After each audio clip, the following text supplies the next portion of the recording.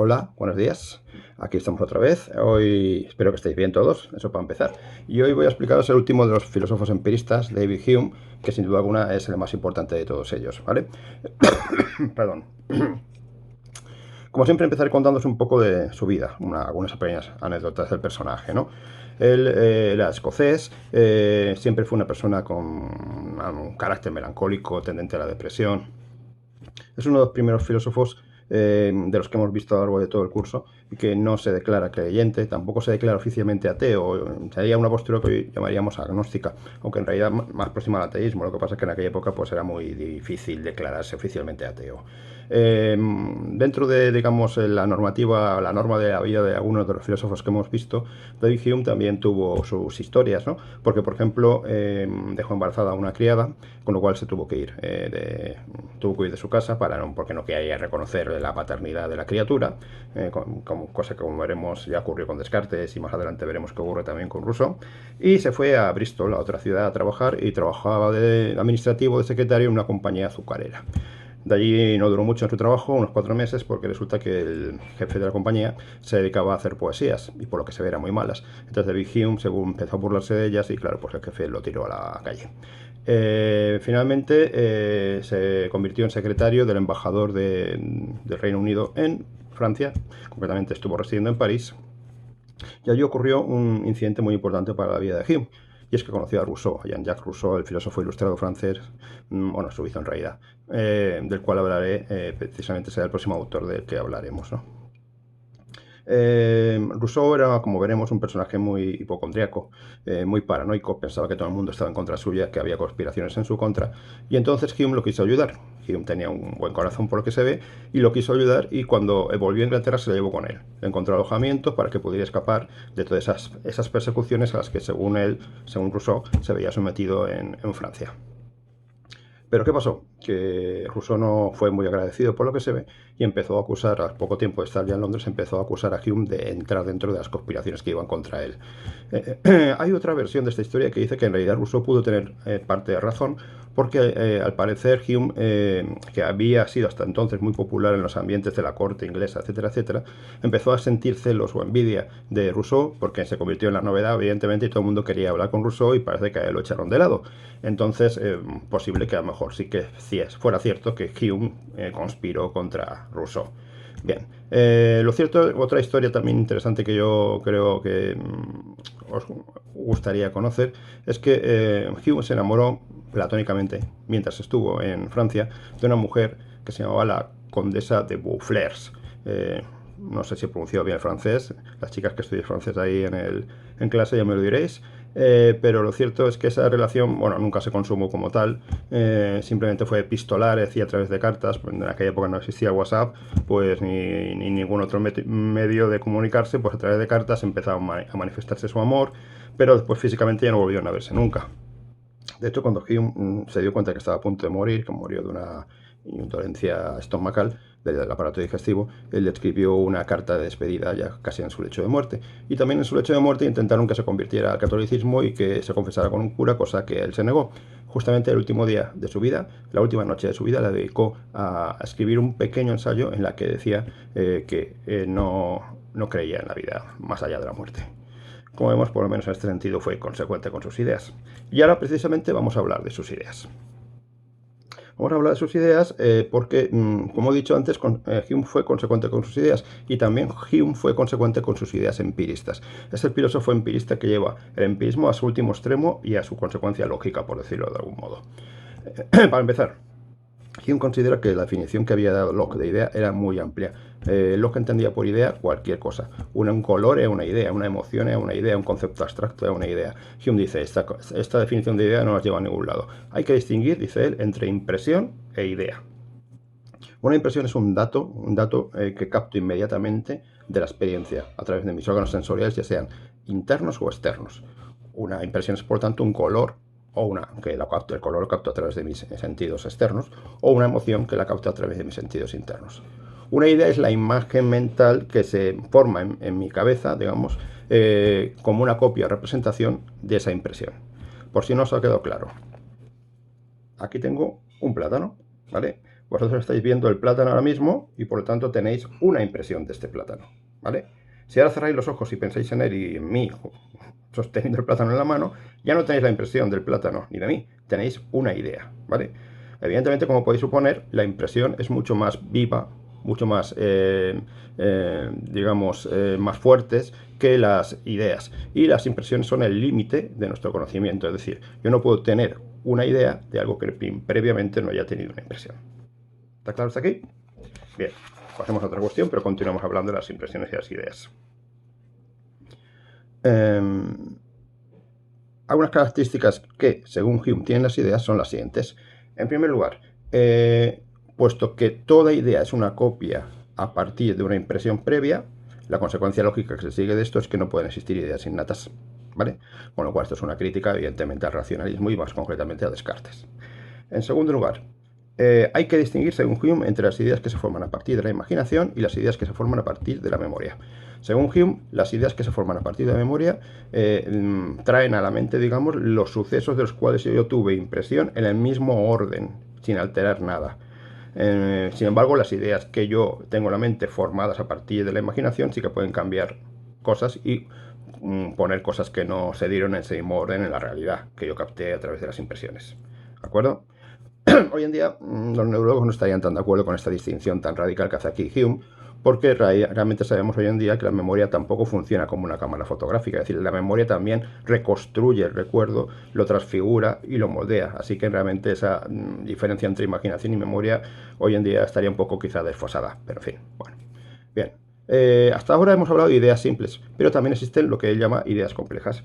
Estas ideas complejas se forman a partir de la unión de varias ideas simples y se pueden formar mediante o en base a tres leyes, que son las siguientes. En primer lugar, ley de la semejanza de semejanza. Bien, esta ley nos permite agrupar aquellas cosas que tienen un parecido y también distinguir aquellas cosas que son diferentes entre sí. Por ejemplo, me permite agrupar a todos aquellos animales peludos, con rabo, con bigotes aquí, etcétera, etcétera, y lo llamo a todos ellos gato porque tienen muchos parecidos entre ellos. Pero una persona que tiene gato en su casa, por ejemplo Jade, ¿no? Tú tienes gato, evidentemente nunca va a confundir su gato con ningún otro. Por lo tanto, aquí se aplican las dos leyes. Ley de la semejanza para agrupar a todos los seres felinos parecidos y llamarlos a todos ellos gato. Ley de la desemejanza para distinguir a uno de esos elementos de todos los demás. Bien. En segundo lugar, está la ley de la contigüidad en el espacio y el tiempo. Esta ley me permite agrupar todas aquellas cosas que aparecen en el mismo espacio y en el mismo momento de tiempo. Si yo entro en un recinto y veo que hay una estantería detrás, como la que tengo ahí, llena de libros, o que veo, por ejemplo, también que aquí está mis muñecos de Spiderman y ahí una foto en la que aparezco, yo no sé si la veis, a ver, una foto en la que aparezco yo tumbado en el suelo durmiendo en una mona de Pascua después de haber hecho alguna que otra salvajada. Entonces sé, después de ver todo esto, que estoy en mi despacho. Agrupo todas esas cosas que por contigüidad aparecen en el mismo espacio y entonces formo la idea compleja de mi despacho de trabajo. ¿Está claro? Y por último y en tercer lugar, y esto es lo más importante de todo, está la ley de causa-efecto. Mediante esta ley de causa-efecto decimos que cuando aparece un fenómeno A, después necesariamente tiene que haber una conexión necesaria entre ese fenómeno A y otro fenómeno B que viene a continuación. Por ejemplo, por entendernos, para ver si queda claro el ejemplo. Si salgo a la calle y llueve, esa sería la causa A, el efecto B será que me voy a mojar si no cojo paraguas, ¿vale? Por lo tanto, siempre que llueva, A, B, me mojaré. Existe una conexión necesaria, según creemos nosotros, o establecemos entre la causa A y el efecto B. Pero aquí viene el problema. Si somos realmente empiristas y somos consecuentes con nuestras ideas empiristas, esto que acabamos de decir no está tan claro. ¿Por qué existe esa conexión necesaria? ¿De dónde sacamos la idea de que existe esa conexión necesaria entre la causa A y el efecto B? ¿Tengo acaso alguna impresión de esa conexión necesaria? Recordemos que para Hume una idea solamente era válida si partía de una impresión previa. Si no hay impresión, la idea no vale. Es una ficción simplemente. Bien, en este caso, ¿dónde está la conexión necesaria? Pongamos un ejemplo. A ver, supongamos que yo ahora quiero hacerme un té. Bien, entonces voy, cojo un cazo, lo lleno de agua y lo pongo a hervir en el fuego, y cuando el fuego hierve ya me puedo hacer el té. O si soy más moderno, pongo la taza con agua en el microondas y a cabo de un rato el agua ha hervido y ya tengo mi té hecho. Bien, podemos decir, la causa de que yo haya puesto el cazo en el agua produce el efecto de que el agua ha hervido, o la causa de que yo haya puesto la taza en el microondas produce el efecto de que el agua ha hervido. Pero ¿está tan claro esto? ¿En qué me baso para afirmar eso? Me baso simplemente, dice Hume, en que siempre que lo he hecho así en el pasado, ha ocurrido eso. Siempre que ha ocurrido el efecto, la causa A, se ha producido el efecto B. Pero ¿cómo puedo estar seguro de que eso seguirá siendo así en el futuro? En realidad, si nos ponemos a analizarlo, lo que dice Hume no es ninguna tontería, sino todo lo contrario, tiene toda la razón del mundo. Yo no puedo tener impresiones de cosas que aún no han ocurrido. Solamente me puedo basar en impresiones que he tenido de cosas del pasado, pero esas no me aseguran que en el futuro seguirán siendo igual. ¿Cómo puedo estar completamente seguro de que en el futuro, cuando ponga un puchero con agua hirviendo en el fuego, el agua hervirá? ¿Puedo estar completamente seguro? No. De hecho, me baso, como he dicho antes, en mis experiencias o impresiones del pasado, pero ¿y si no hubiera tenido nunca ninguna impresión? Hume pone el siguiente ejemplo. Supongamos que de repente Adán, sí, Adán el de la Biblia, el de Adán y Eva, aparece de repente en una sala de billar y ve a unos tíos jugando al billar. Y ve un tío que ha cogido una rama larga, que es un taco, y con él apunta una bola. Tendría que, o podría deducir Hume según, podría deducir, perdón, Adán, según Hume, que al golpear esa bola, la bola va a salir disparada y va a pegarle a otra y se va a meter o no en un agujero. Pues evidentemente no. Si Adán nunca ha visto jugar al billar, es imposible que pueda deducir eso por sí mismo. Nosotros lo sabemos porque hemos visto otras veces a personas jugando al billar. Y por lo tanto, suponemos que va a ocurrir lo mismo. Es decir, que cuando la bola A golpea la bola B va a salir disparada. Pero Adán nunca lo podría saber. De hecho, en el ejemplo anterior que he puesto, si yo pongo un puchero con agua en el fuego o pongo, mejor aún, una taza de microondas, ¿por qué tiene que deducir Adán que el agua va a hervir si él nunca ha visto un microondas, una taza con agua metida dentro del microondas? Por consiguiente, mi creencia, porque no deja de ser más que una creencia, de que cuando ocurre A, ocurra B, se basa en el hábito, en la costumbre de ver que eso ha ocurrido siempre en el futuro, y de ahí infiero que va a seguir ocurriendo de que eso ha ocurrido siempre en el pasado, y de ahí infiero que eso va a seguir ocurriendo en el futuro. Se basa, por lo tanto, en mi creencia de que la naturaleza es uniforme y que las cosas que ocurrieron así en el pasado seguirán ocurriendo así en el futuro. Pero esta creencia en la uniformidad de la naturaleza no está justificada. Él pone un ejemplo. Es como el pollito que cada día ve que viene un señor con unas botas llenas de barro y le pone pienso en su comedero y él come.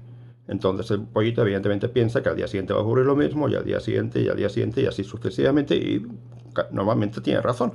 Hasta que llega el día de Navidad y llega el granjero, coge el pollito, lo retorce el cuello y lo mete en el horno, porque es la comida que se van a comer el día de Navidad. Por consiguiente, nunca puedo asegurar que las cosas van a ocurrir en el futuro igual que ocurrieron en el pasado. Solamente puedo tener la creencia, repito, la creencia injustificada de que eso va a ocurrir. Es probable, es muy probable que eso ocurra, es verosímil, pero no es totalmente cierto, ¿vale? No puedo afirmarlo con total seguridad.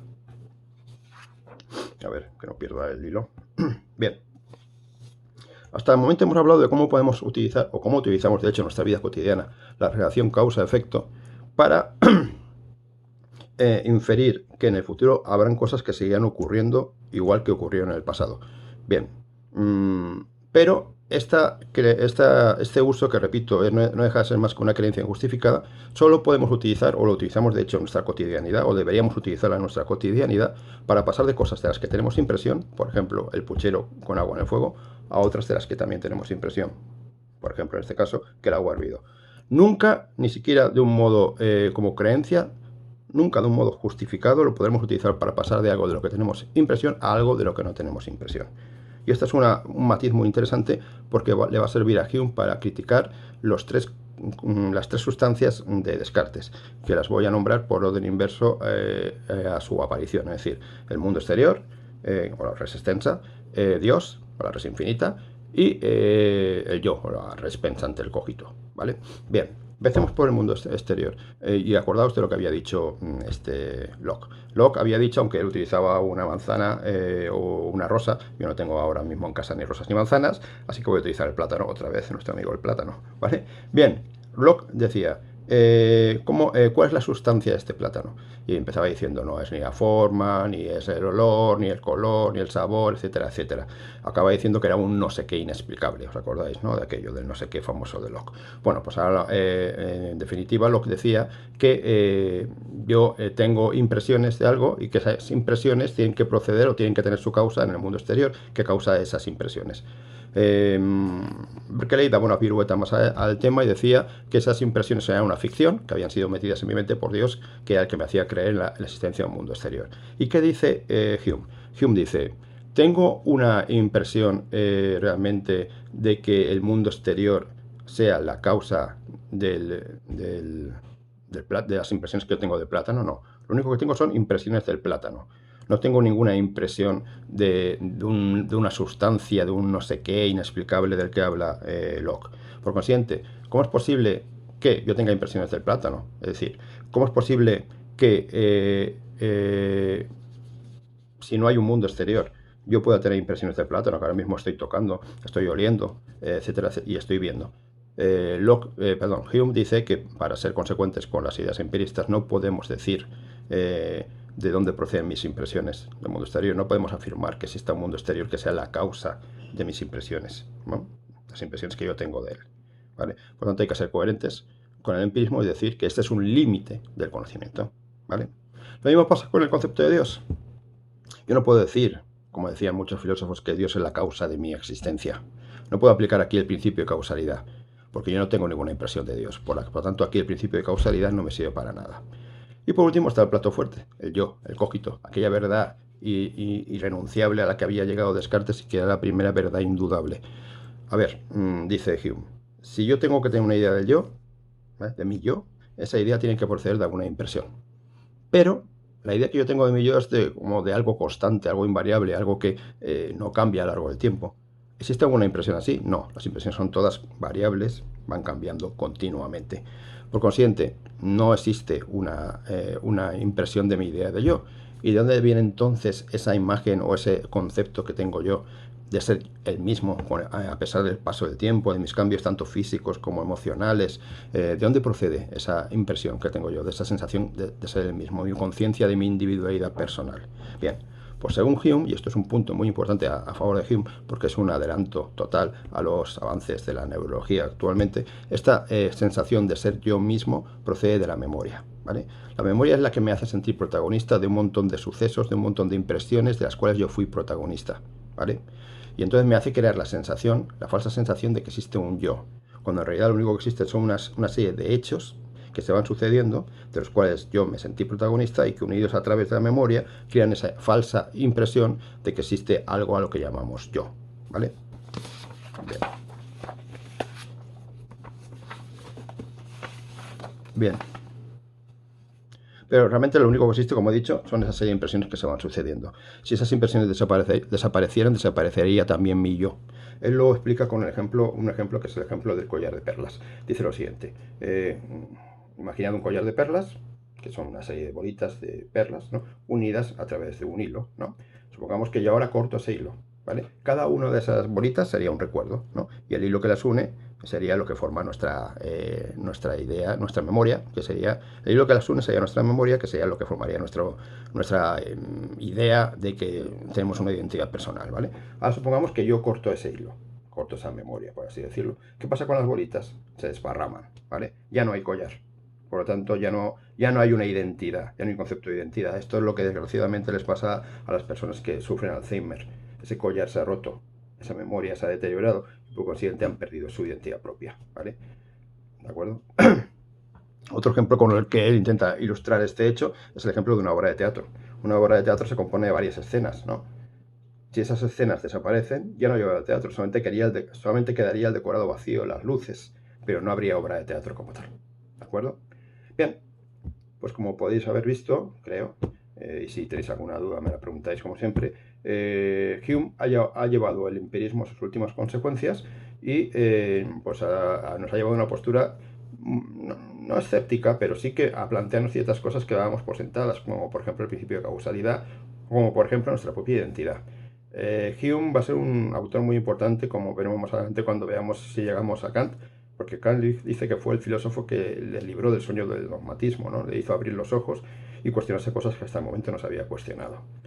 Y ahora van las cuestiones que os voy a plantear para que hagáis, ¿vale? Son dos solo, espero que no sean especialmente difíciles. La primera es la siguiente. Os hice ver la película de Minority Report. Bien, me gustaría que relacionarais esa película con lo que os acabo de explicar de Hume, sobre todo con el concepto de causalidad, ¿vale? Bien, cada uno que le busque de vueltas y que vea cómo puede hacer esa relación. La segunda cuestión es quizá más pintoresca. ¿Habéis oído hablar alguna vez del monstruo come pasillos? La verdad, pues cuidado con él. Bien, este es un monstruo que de vez en cuando aparece por el instituto, ¿no? Y que hace que mientras nosotros estamos tranquilamente en clase, en el dentro del aula, yo explicando, vosotros oyéndome o durmiendo o lo que hagáis, el monstruo come pasillos, va avanzando por el pasillo y se come el pasillo. Esto no ocurre siempre, ni hay días que está durmiendo como un monstruo come pasillos y no nos hace ni puñetero caso. Pero puede ocurrir que alguno de los días, cuando abramos la puerta para salir de clase todos alborozados, no encontremos calle pasillo y nos pegamos un ostión y nos caigamos al primer piso, ¿vale? Este monstruo come pasillos, lleva viviendo desde hace muchos años y por tanto en cualquier momento puede pasar por el pasillo donde está nuestra aula y cómo es el pasillo. La pregunta es, ¿cómo podemos estar seguros antes de salir del aula de que el monstruo come pasillos no ha pasado por ahí, ha destrozado el pasillo, se lo ha comido y por tanto en vez de salir al pasillo nos vamos a pegar un ostión y nos vamos a caer al primer piso directamente? Bien, ¿cómo creéis que contestaría Hume a esta cuestión? Y, para darle una vuelta más de tuerca, ¿cómo creéis que Descartes habría contestado a esa cuestión? Bien, pues eso es lo que tenía que deciros por hoy. Espero que sigamos bien todos. Espero que nos podamos ver pronto. Y bueno, pues nada, que aquí estamos cuando si tenéis alguna duda. Tenéis mi teléfono, tenéis mi correo. Poneros en contacto conmigo cuando queráis, ¿vale? Un beso.